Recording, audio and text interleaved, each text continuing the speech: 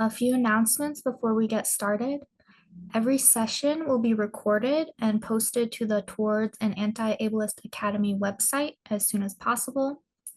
All slides and any supplementary materials will be posted in this session's Google Drive.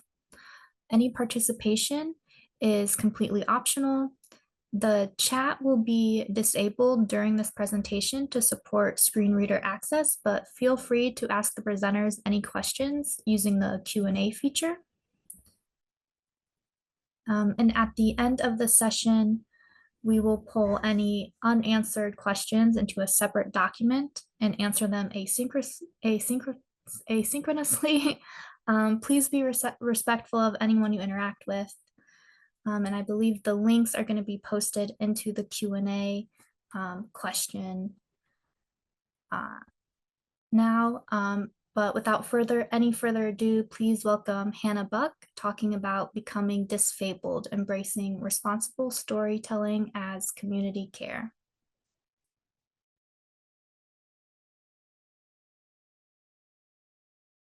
Hi, everyone. I think I have my slide shared. I will continue. Thank you so much for being here. I'm so excited and so nervous. Okay, so my name is Hannah. I'm a white femme-presenting woman in my late 20s with medium-length frizzy brown curls, a dark orange tank top, and a white shrug over top.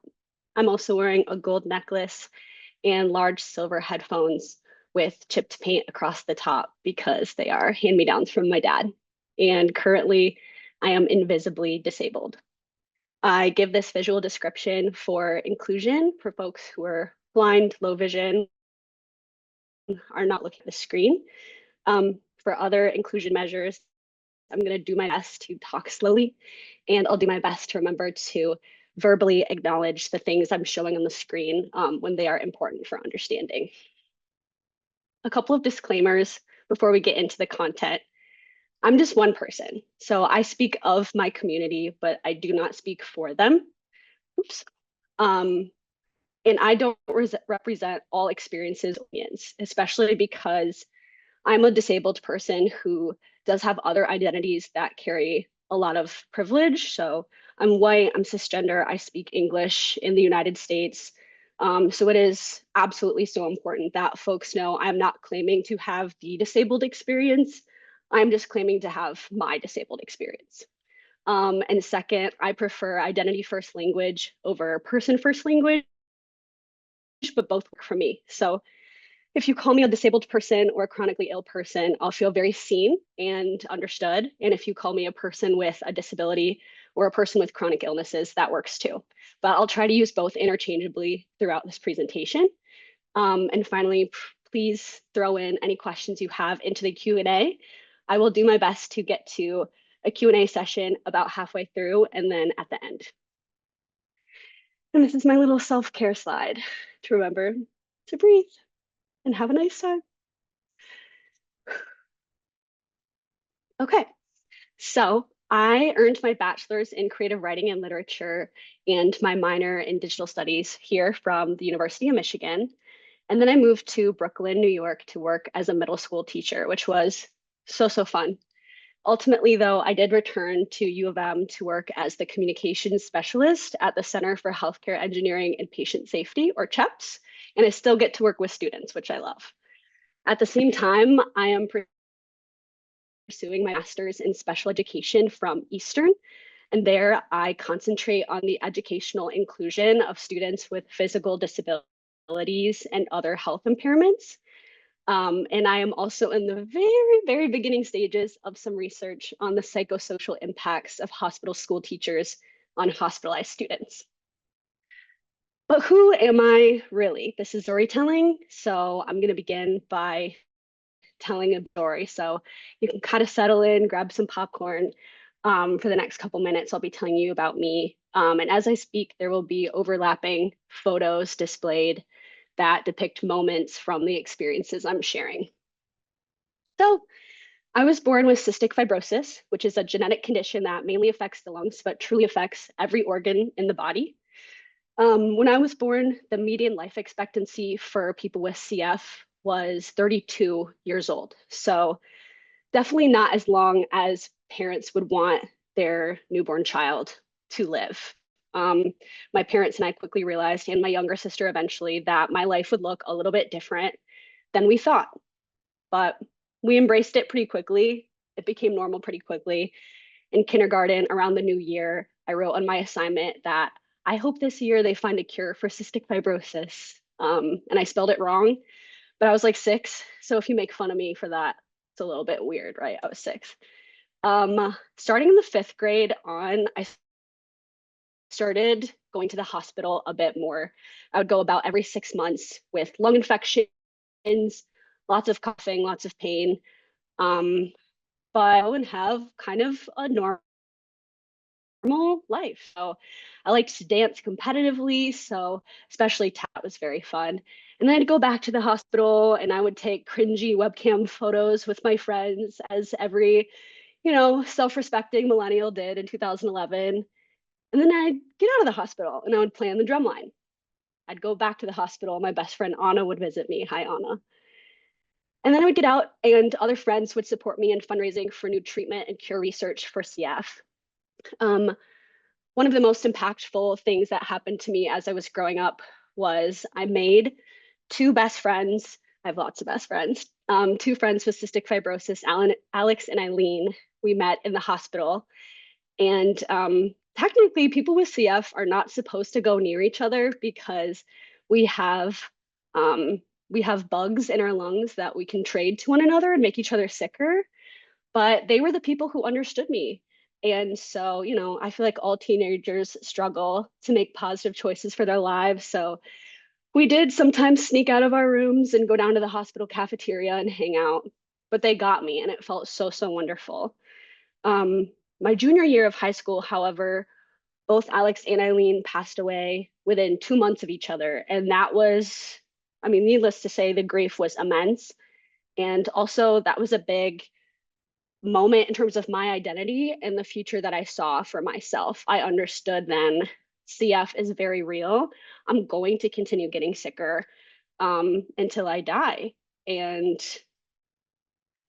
navigating that while going to college was very strange. So this picture is of me sitting on the floor of my dorm in Alice Lloyd, shout out disability housing.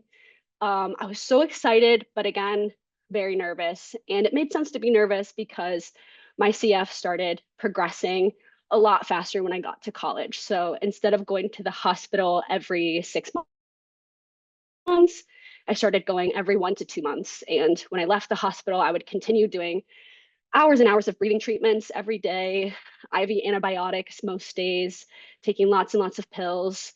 But I tried to, while enduring that experience, also have your classic college experience. So I joined a percussion group called Groove, and we were able to drum on trash. I made lots of great friends there.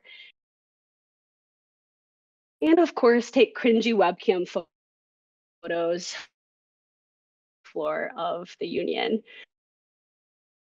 But all the while, I was really trying to process, and I'm seeing the sign that my internet connection is unstable. I'm sorry about that. This, again, is real life, and that's what we're talking about today. But as I was saying, I was trying to process what it was like to be young and to be sick. So I took to blogging and making YouTube videos about that. And with the help of my emotional support animal, Casper, and my family, specifically my mom, they were always there for me to help get me through those periods of more acute illness. I graduated from U of M. It took 5 years, but we got there.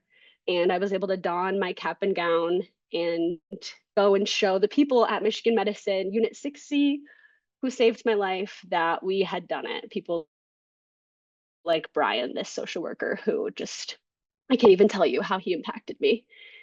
From there, I moved to New York because even though my condition was really progressing quite rapidly, I wanted to do something significant with my life. And it felt like New York was the place to do that.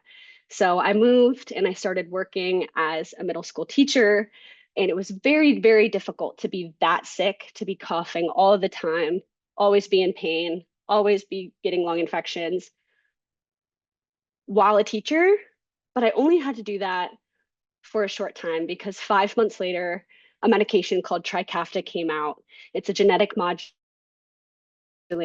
and it absolutely saved my life. And I'm so happy to say that within months of taking 3 pills a day, um, the respiratory manifestations of my cystic fibrosis almost have disappeared. So I don't cough anymore. I don't get frequent lung infections anymore. I can exercise. I gained 30 pounds that I really needed to gain. And I was like, wow, what am I going to do now? So I decided I wanted to come, I'm very Midwestern. I wanted to come back, be closer to my family, be around Michigan medicine, the people who saved my life. And I returned to the university where I work now at CHEPS. And since returning in 2022, I've made incredible friends like Luke, who makes my world go round. I love him. I'm still disabled. I have OCD and medical trauma, so I'm always on Zoom therapy. I still have some GI manifestations of my CF. This summer, I got hip surgery. So amazing people like Marilla came and picked me up and took me to go see Shrek the Musical. And I wanted to give you this background, not only so that you can understand me, but so that I can explain one perspective of how it's possible to be disabled your entire life in many different ways, right? And given my experiences, I'm really interested in the kinds of stories that we choose to tell about disability, disabled experiences, and disabled people. So hopefully we can learn together today. But before we learn how to tell more responsible stories, we need to unlearn. So I'm going to put on my teacher hat once again and invoke the great Miss Frizzle and encourage you to put on your seatbelts, everyone, because we're getting on the magic school bus. So, what is a fable? A fable is a short, simple story that teaches a clear lesson. These are typically passed down from generation to generation via oral tradition, and they often invoke nature and animals, and fables are beautiful. It is a gorgeous genre of literature. However, when we fableize real people, we harm them. And so I want us to come together to identify some harmful fables that we really need to stop telling in film and in real life, no matter your role at the university or outside of it. So fable number one involves characters like Edward Scissorhands, Princess Fiona from Shrek. I love Shrek. Each of these characters are either disabled or can be poor. They are examples of the problem body. It's that non-disabled outsiders view a disabled character as having a body or a mind that is so inherently wrong that they require immediate fixing. It was coined in a book titled The Problem Body: Projecting Disability on Film by Sally Chivers and Nicole Marcotic.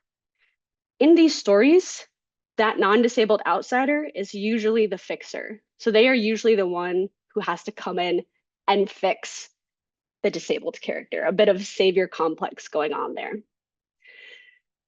And what happens in this fable is that if you can't fix them, you hide them away in a bell tower like Princess Fiona, in another bell tower like Quasimodo.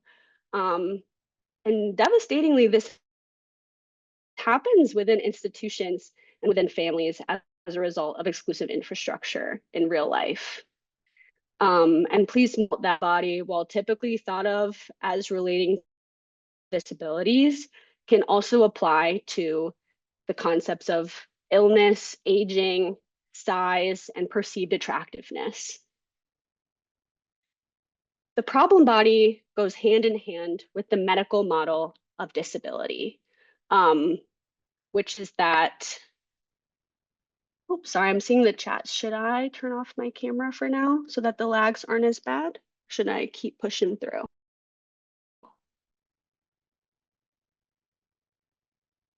Okay, I'll keep pushing through. Let me know. Thanks for your patience. The medical model of disability says that individuals are disabled by their own body, their own limitations and impairments. It's dedicated to the pathologization of the body. And this strips individuals of their autonomy because it says, whether you agree or not, you require fixing, right? When because for my symptoms to decrease, but that takes away of people with disabilities.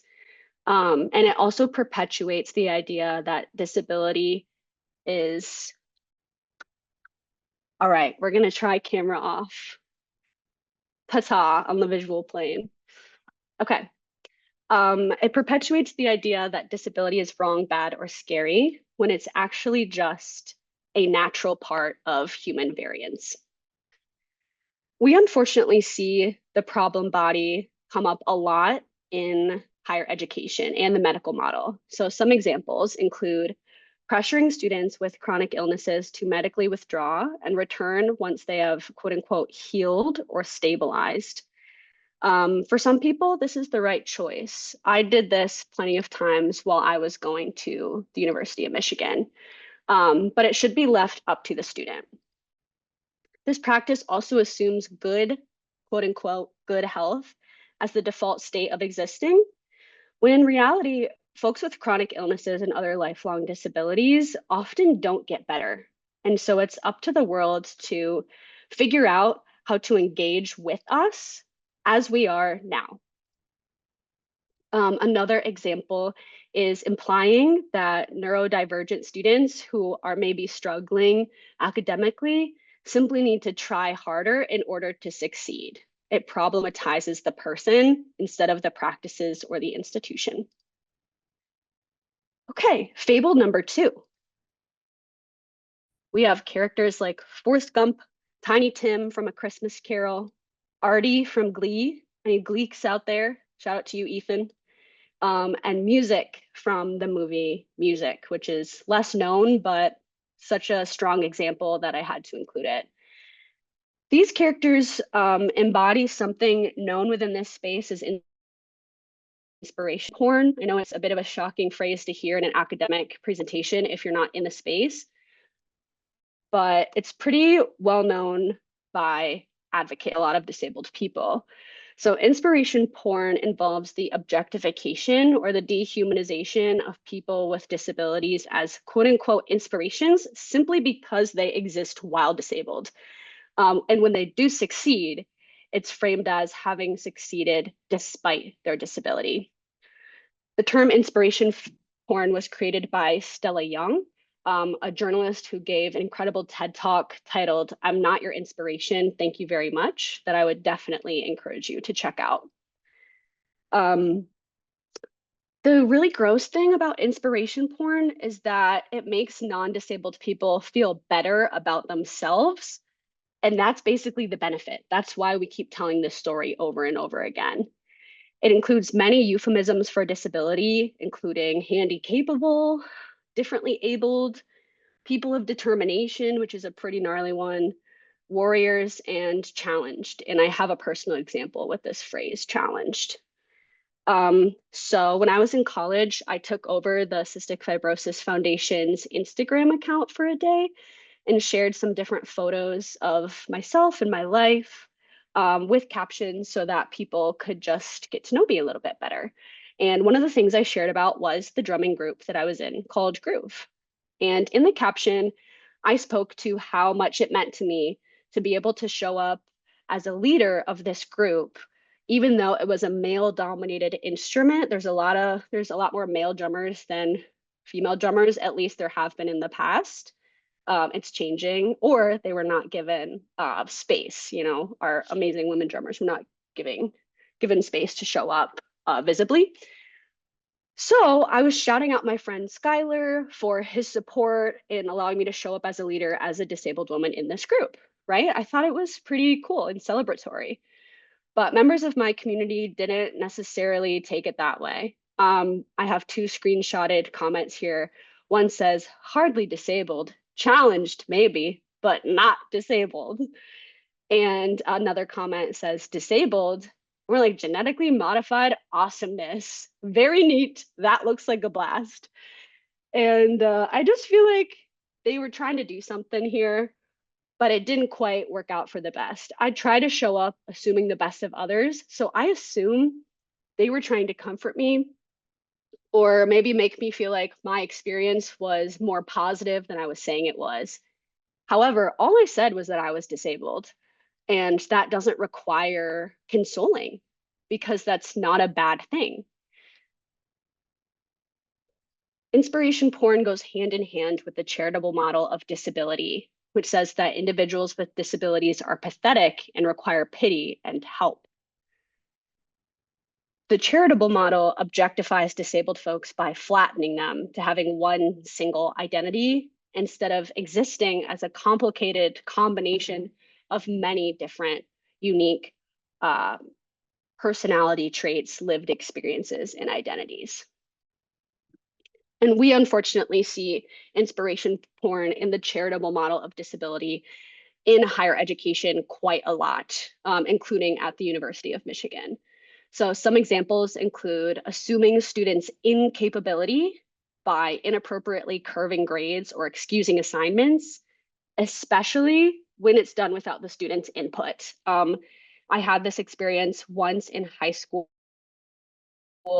and once in college, where I returned from about a month-long hospitalization. And each of those educators, instead of saying, okay, I'm ready to help you catch up on what you missed, or show you resources that you can use to catch back up, they said I could either catch up on my own, figure everything out myself that I missed, and try my best, but probably not succeed, or I could do nothing and they would give me a B minus. And this happened 2 times at 2 different institutions.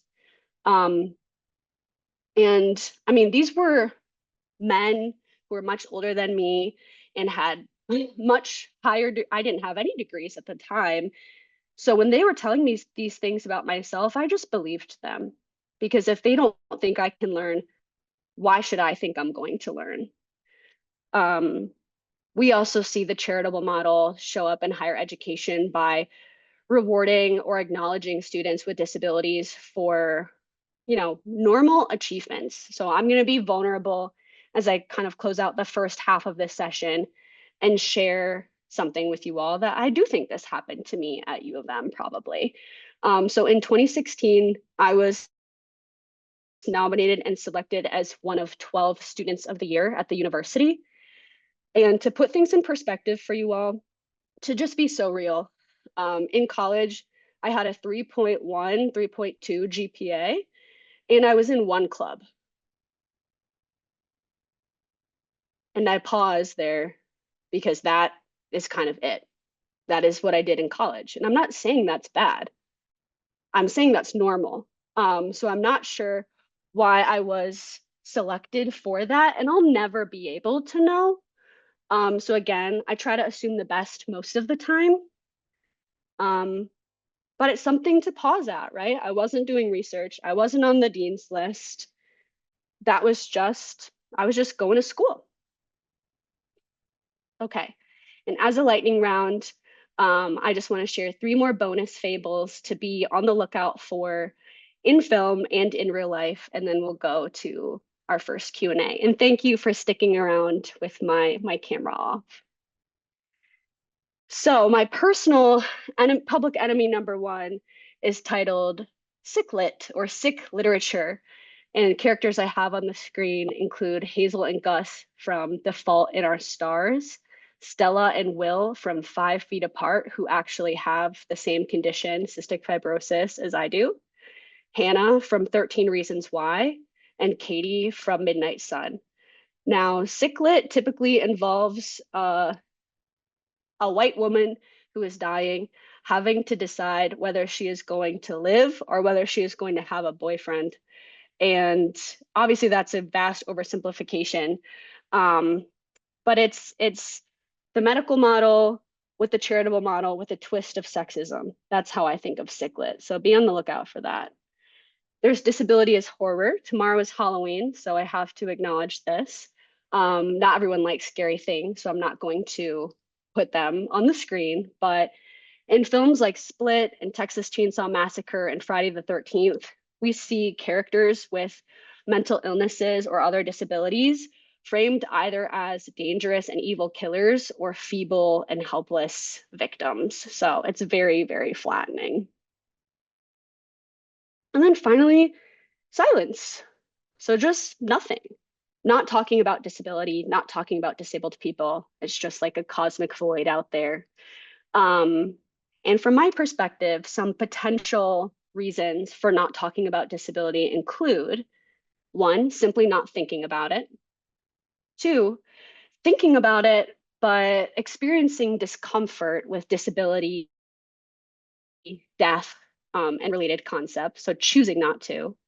And then number three, thinking about it, wanting to talk about it, but having fear of getting it wrong and saying something offensive or looking foolish. And as someone with morality OCD, I completely understand this. One of my biggest fears is saying something that hurts someone. Um, but when we let our fear stop us from acknowledging the existence of this cherished community that is folks with disabilities, we do harm them through that silence. So thank you so much for being here today and refusing to sit in silence. And now we're gonna try some questions here. So have we gotten any in the chat or in the Q&A rather? Yes. So I'm going to read the questions aloud and also put them in the chat so that everyone is able to access the question. So our first question is stated as follows. I also have OCD. I also have ASD and ADHD. But I am curious, how have shows like Monk affected your life experiences when dealing with helping other people without OCD to understand the dynamics and realistic impacts of OCD on life compared to the stereotypes that are portrayed in TV and film? Mm, that is such a good question. And I'll be transparent initially that I haven't seen the show Monk. I definitely want to check it out now. But I haven't. And I'm actually a bit newer to not to having OCD, but to knowing about it. I was diagnosed last summer, so it's only been a year and change for me. So apologies for not being able to comment on that, but relating to the film 5 Feet Apart, which I mentioned before with Ciclet, um, that I felt that conflict in raising awareness versus perpetuating stereotypes as the characters had cystic fibrosis as well.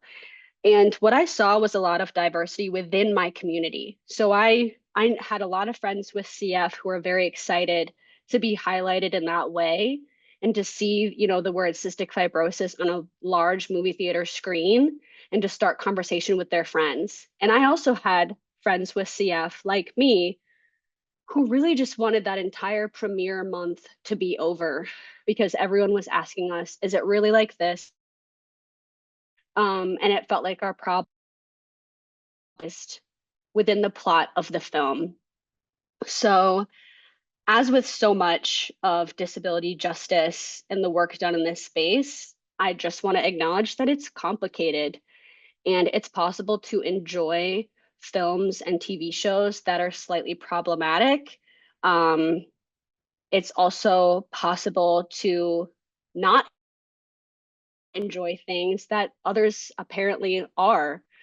But ultimately, I think the ableism that is experienced in our everyday lives is really difficult. And so if there's a comfort show or if there's a good and that offers have that regardless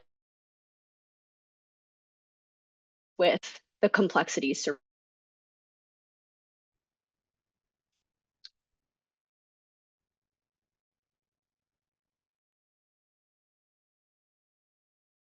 forge ahead. Are you ready for your next question, Hannah?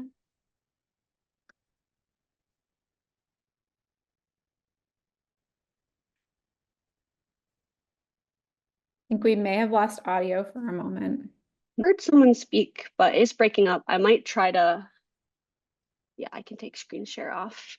I'm wondering if I should try to jump over to my hotspot. I really apologize, everyone.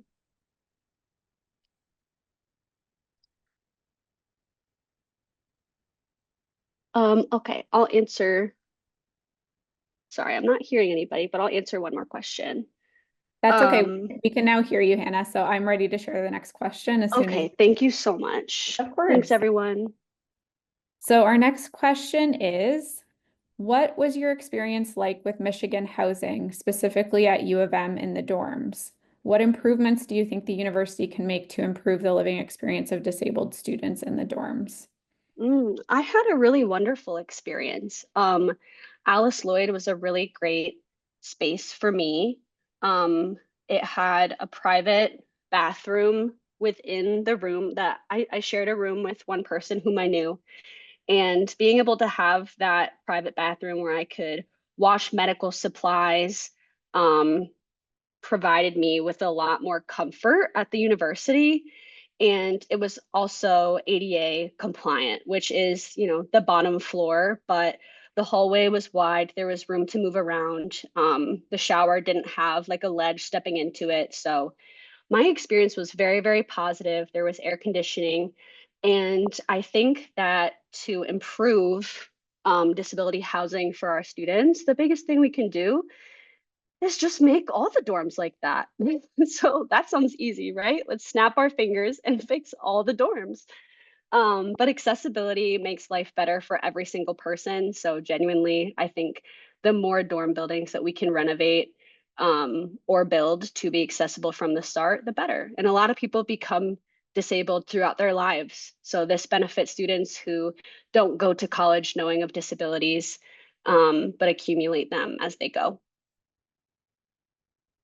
Okay, we have one last question if you have the time. And this question is, how do we account for stories told by disabled people that perpetuate these tropes?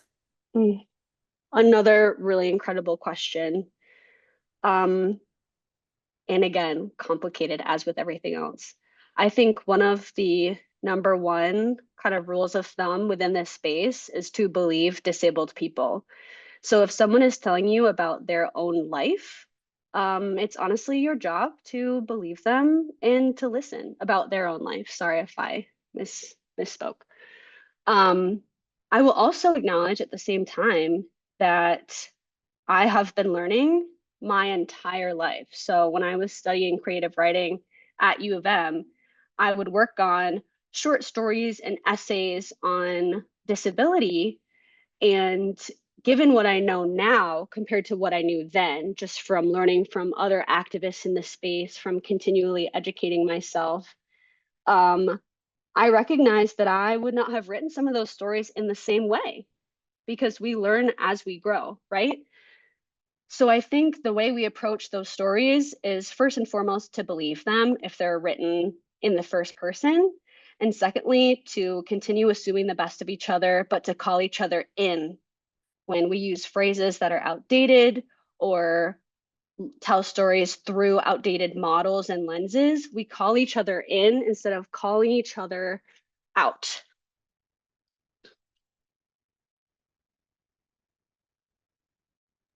Okay, and I think that's what we'll stop with for the questions for now. I think I'm going to go ahead and try to share my screen again, and then if it's glitching, maybe one of the event organizers can reach out to me, and maybe someone else can take on screen sharing, and that can be our plan of attack. So we've unlearned a bit. We've become disfabled and removed harmful fables from our worldview, or as the question we just received, we're at least aware of them now. So now let's learn how to tell some responsible stories. First, I want to share some more helpful models that we can use to build those stories. So, the social model of disability. This is when individuals are disabled by ableist attitudes and exclusive environments. So, when the medical model says that the person needs fixing in order to engage in the world, the social model says no, the society needs fixing in order to allow the person to engage in the world. We see lots of social barriers in higher education, including inaccessible infrastructure, like having stairs but no elevators, having bright lights that can't be dimmed or turned off, and inconsistent paratransit services. So towards the end of my college experience, when I was, so ill that it was very, very difficult for me to walk for 10 minutes at a time, I found it difficult to attend class. However, in 2016, 2017, 18, there were bird scooters everywhere. I think they've since been replaced with a different brand of scooter, but these were motorized scooters that you could rent for a couple dollars an hour. And while I couldn't walk for 10 minutes, I could stand for 3. And so you could catch me bird scootering all over the campus, getting to my classes. And it actually was an unintended accessibility measure for me. The paratransit services, while they existed, they would often get lost trying to find me in my dorm, or they would be a little bit late. And so it didn't create equal use for me. So I scootered all around until one day when Ann Arbor confiscated and locked up the bird scooters, as pictured in this photo from Reddit of them locked away behind a chain link fence. And that was because folks were leaving them all over the sidewalk. And not only was it kind of ugly, it was also a significant social barrier to people using the sidewalk, people with mobility aids, people who maybe weren't paying attention. And so they were taken away. So I just wanted to acknowledge that sometimes we find ways to work around social barriers, but our workarounds then become social barriers for other people. And that's part of the complication of disability, right? It's just normal, it's a thing. Social barriers in higher education can also include inaccessible classes, like inflexible attendance policies, last minute assignments, and single format materials. Now, the social model is much more helpful than the medical and charitable models. However, there's one more that I think does even better, and that's the biopsychosocial model of disability. This asserts that individuals are disabled not just by social factors, but by unique combinations of biological, social, and psychological factors. So, to speak to my own experiences as an example, because my lung function was low inherently from my cystic fibrosis, breathing and walking to class was difficult. So that was a way that my body, the experience of being in my body did make it difficult to access something. At that time, this was pre-COVID, so lectures were not recorded. We didn't have the infrastructure for that at the time. And as I mentioned, paratransit wasn't reliable. So there were social barriers also in place, keeping me from receiving my education. So I couldn't get to class sometimes. Now, this addition of psychological factors, when I would miss class and ultimately return later, a professor who felt I was unable to do the work and thus he didn't help me catch up, that was an example of their psychological beliefs also serving as a barrier to my education. So it was the unique combination of all 3 that kept me from class. And I think the inclusion of this biological portion is really key in the biopsychosocial model, especially as someone who is chronically ill. I think it helps me a lot to see that my experience in my body is also valorized, in addition to pointing the finger at social and psychological barriers. So, the social and biopsychosocial models can help us tell more responsible stories. And in my mind, responsible stories are ones that you can tell and ones that are real. And that's kind of it. So in the words of Rascal Flatts, life is a highway. But in this case, life is not a highway. Tired fables are the highway. And we're not going to ride it all night long. We are going to get off at exit 12. All right. And we're going to keep it real today, just like we have been this whole session. So, what's a story you can tell? It's one that you know. So, either it's about you or it's one that you've been given particular familiarity with, ideally by that person, right? We do not want to tell other people's stories for them. We want to be megaphones for each other's voices, not try to be each other's voices. Everybody has a voice already, including folks who are nonverbal. They have voices that we interact with in a way that we might not be used to, but they still have voices. Responsible stories are also ones that, or stories you can tell, are also ones that are safe. So you've obtained consent from all involved parties. You've considered your emotional and physical bandwidth. Do you have the spoons and the room to tell the story? And you've considered your personal and professional safety, because unfortunately, in an ableist society, we do have to be aware of the fact that talking about disability for some can threaten their professional opportunities. And stories that are real, these are not fabricated, romanticized, or pitying, because that really does harm folks with disabilities.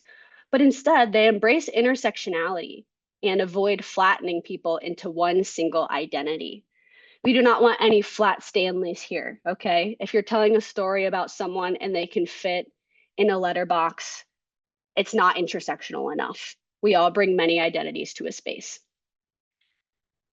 So my idea is that telling stories, and I'm not the first, I will say, our idea is that telling stories can serve as community care. But what is community care? It's when a community meets the unique needs of its own members, and is traditionally understood as enabling folks to continue living in their own homes. It's basically embracing Mr. Rogers' teachings and being a good neighbor and being helpful. Some examples are the phrase, "It takes a village to raise a kid," opening your home to your neighbors when they lose power, checking on elderly folks when it's hot outside, delivering groceries to new parents, and wearing medical face masks in public places if you are able to. And still, yes, because COVID-19 is still around. We see community care in higher education all the time, happily. At U of M, community care helps us keep our students enrolled and thriving, retain talented faculty and staff, and motivate the co-creation of a better world for all, because there's more people sitting at the table. Some examples are vaccine clinics across campus, the maize and blue cupboard where community members can shop for nutritious food without paying for that food. It's really incredible. And the University Health Service, or UHS, where community members can receive timely and high quality healthcare. But I think that responsible storytelling can also function as community care. So care is action. It's someone doing something to help you just because you need it, right?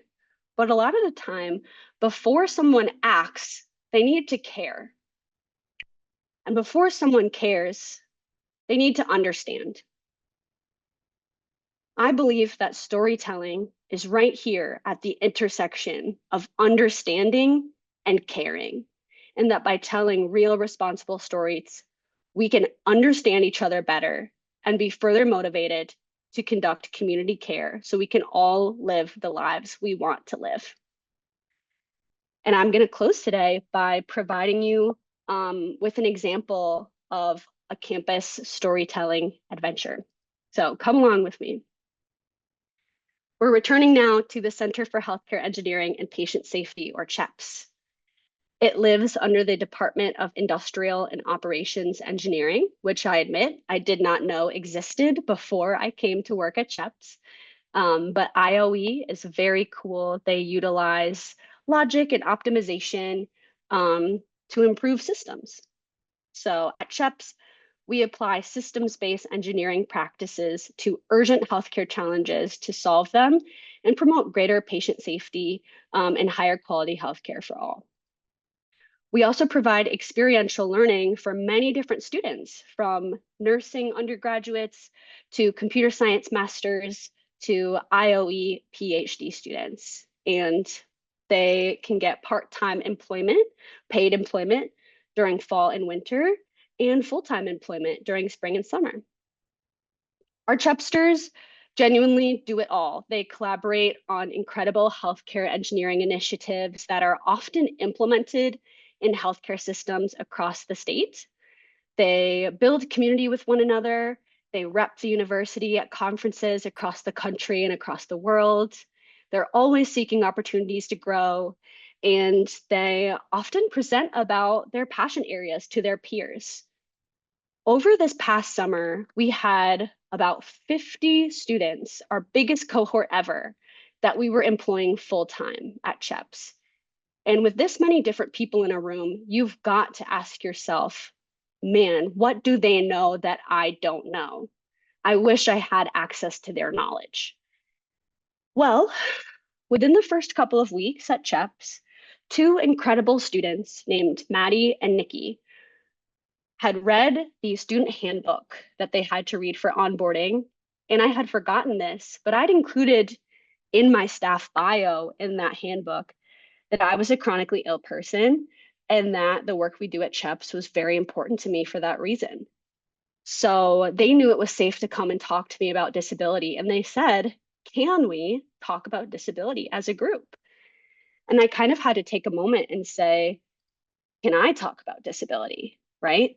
Because yes, I work at a healthcare engineering center, but I'm a communication specialist. So my job description includes posting on social media, building the website, sending newsletters. Nowhere in it does it say, teach others how to not be ableist, right? But if we want to create a better world, if we want to live in the world that we deserve to live in, this needs to be all of our jobs. So Maddie and Nikki really, really inspired me. And now I'm gonna pass along that motivation to you, I hope. And I'm challenging you right now to make talking about disability your job, no matter what you do at or outside of the University of Michigan. So together, the three of us created 3 90-minute workshops, and we disseminated them to about 35 to 40 of our peers of staff, student interns, and faculty members during the summer. And this is how it went. So the first session we did was Disability 101, an introduction to disability and accessibility. And I led this session. Key topics included the models of disability, intersectionality, intentional language, and the basics of allyship. I started the same way I did today, with the overlapping pictures depicting my story, hopefully highlighting that I am someone of the community, and that students or staff, anyone, could come to me to talk about this. Disability 102, accommodations and advocacy, was led by Nikki Watson, an IOE graduate student who is absolutely incredible. She taught everyone about the Americans with Disabilities Act, about reasonable accommodations, discrimination, and how to advocate for yourself and others. And finally, Disability 103 was led by Maddie House, an absolutely amazing student pursuing her bachelor's in user experience design in the School of Information. And she shared about increasing accessibility of documents, emails, Zoom meetings, and websites. And the participants were extremely engaged in these sessions. It was really a beautiful thing to witness. Folks shared their own stories, felt free to ask questions, and we all learned a lot from each other. We did a number of things to keep it engaging. So here are 4 things that we did. One was we tried to include interactive slides whenever possible. Webinars are a bit limiting when it comes to interaction, but we were in an in-person format. So we started with a low pressure warm-up saying, what terms do you associate with disability? And folks were able to scan a QR code and anonymously answer. So this kind of alleviated the stress of getting it wrong and allowed people to participate more openly. It provided a pulse check within our community of how we understand disability. And it set the tone that we would be co-creating this learning. It was not a sit and get format. And for those not viewing the slides, the biggest words on this word cloud that we got from this question include accessibility, accommodations, limitations, and ADA. For engagement, we also provided turn and talk opportunities. So while not anonymous, these conversations were quicker and less public convos with one or two people next to them. We asked questions regarding topics like intersectionality and the role of engineering so that students could reflect on these concepts in their own lives and their own work. We provided opportunities to check for understanding. So after teaching a new concept, students could once again answer anonymously on the screen to confirm that they understood that new information. So for example, asking what is the big difference between accommodations and accessibility? Students answered in all different ways, but they all kind of got it. And my favorite answer is that accommodations are targeted to the individual, but accessibility is for everyone. And our final measure that we utilized for engagement was providing practical examples. So we're not just teaching the models of disability in a vacuum. We are providing information that affects them in their job, in their learning, in their lives, in their neighborhoods. So for example, students quickly realized, and faculty and staff, that our building, our office building, is not just accessible because there is a door open button on the outside of the building, when then there is immediately another door inside the building where there is no door open button. So by going around the space and including photographs of accessibility measures, we provide kind of a coat hook upon which students, staff, and faculty can hang their new understandings. The student response from these sessions was pretty incredible. And I really want to acknowledge Maddie and Nikki for how engaging they were and how brave they were in teaching their peers, because sometimes it can be difficult to emerge as a leader, but they absolutely crushed it. I just want you all to know. So some takeaways that we received from students about the sessions include learning about how language can be used to support people's experiences, the different models of disability, how to be an effective ally, how to listen. And one of my favorites, that people at CHEPS are deeply empathetic and interested in being better allies, because wow, what an incredible thing to take away from a session as you start a new job. My final piece of student response, I'm going to be providing an anonymous student quote that I have gotten permission to share. It's a bit long, but it's very important. So I'll begin the quote now. I am disabled. After listening to Hannah's lecture, I really said this to myself for the first time. I was born with deafness in my left ear, but my parents didn't discover this until I was 4 years old, because my language ability was obviously lagging behind my peers at that time. But as a child, I had no idea of this, and my right ear was good enough for most jobs. The doctor at the time also believed that my hearing in my right ear was completely normal, and the treatment of my left ear was very difficult, so surgery was not recommended.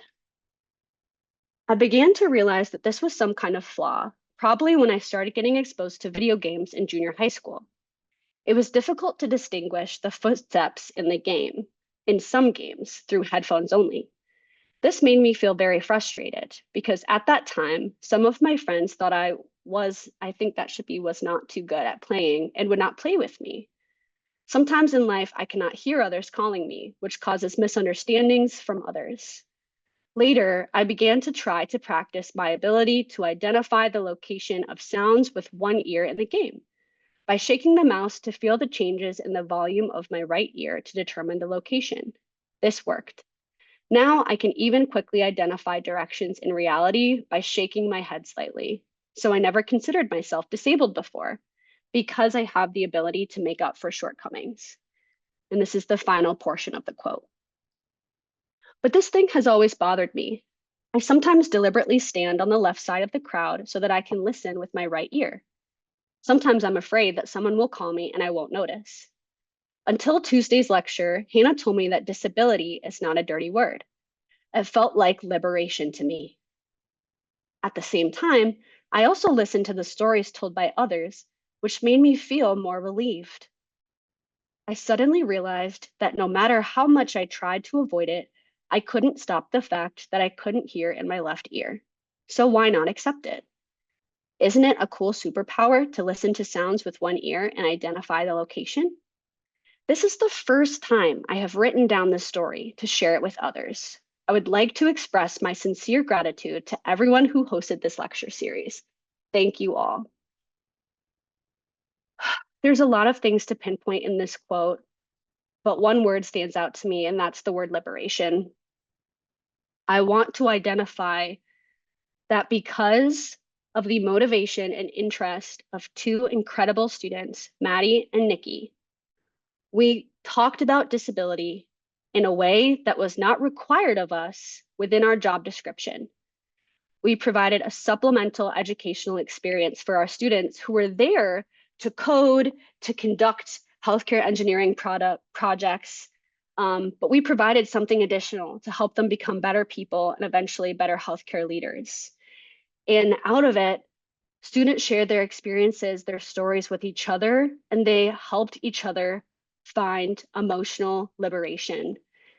And that genuinely makes me very emotional to think about. That is why we do this work. So when asked why tell responsible stories, I would say to challenge stereotypes and outdated paradigms and become disfabled, to call each other in and educate with empathy and learn the truth, to center diverse lived experiences and validate our community members, to celebrate individual strengths and talents by seeing all people as unique and not some people as special, and combating externalized and internalized ableism, finding more peace, helping each other find liberation, and ultimately fulfilling the reason we're all here today and pursuing an anti-ableist institution. So after today, I hope that you feel motivated to say the word disabled. Don't be afraid of it. To keep people with disabilities off of pedestals and out of the shadows. To make room at your tables for people with disabilities. And then also consider coming to our annual symposium on Monday at CHEPS and voting on or before November 5th. Thank you to Maddie and Nikki for motivating this talk and this work. Thank you to my friends for supporting me while creating it.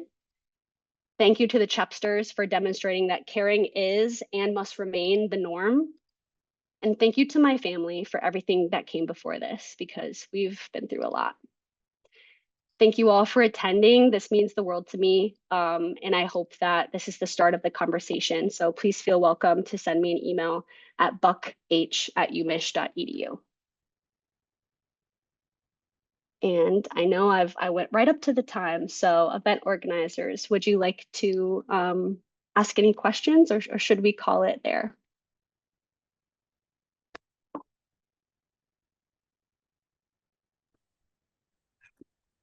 Hi, Hannah, this is Jessica. I think we're going to wrap up. However, everyone should note that the questions that have been asked through the Q&A will be answered by Hannah, and answers will be available in the Q&A doc that was shared with participants.